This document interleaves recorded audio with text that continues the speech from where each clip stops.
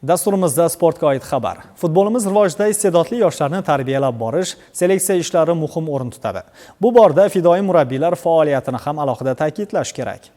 Hozirgi lavhada Jizzax futbol akademiyasida iqtidorli yoshlarni tayyorlash yo'lida mehnat qilayotgan ana shunday murabbiy haqida so'z boradi.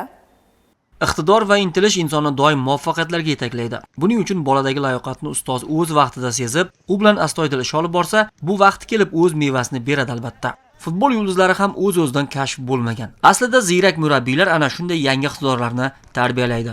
Jizzax futbol akademiyasida faoliyat olib boruvchi Bahriddin Rahmonqulov ham shogirdlari ichidan yangi yulduzlar yetishib chiqishiga ishonadi. O'z vaqtida G'allakor, Vobkent va So'g'diyona kabi Oliy liga va 1-liga jamoalarida to'p tepgan qahramonimiz bugun akademiyaning 14 yoshgacha bo'lgan bo'lajak charm to'p ustalariga ustozlik qilib keladi. Shu kunlarda qahramonimiz shogirdlari bilan bu yilgi musobaqalarga puxta taraddud ko'rmoqda.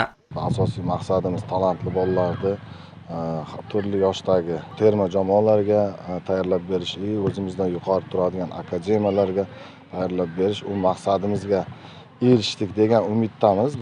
Ikkitasi terma jamoada, Superligada o'ynayapti, qolganlari ham harakatda. Bu yerda 2011-yillarni qabul qilib oldim.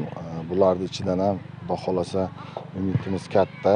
Terma jamoalarga bularning ichidan hozir 3 tasi nomzod. Mana shu U14 jamoamizdan Qobilov Elshod bunyodkorga, Bekmurodov Shahboz Odil juniorga ketdi. Maqsadimiz shunaqa yoshlarni ko'paytirish, bolalarda ham hozir sezayotgan bo'lsangiz, bizlar payti bunaqa narsalar yo'q edi, bunaqa sharoitlar. Bolalarda hozir mana Abduqodir Husanov, Abbos Fayzullayev, Eldor Shomurodovlarni ko'rib, bularda ham motivatsiya ruhan, bular ham chetda xohlayapti futbol o'ynashni. Bularning ichidan ham chiqadi degan umiddamiz.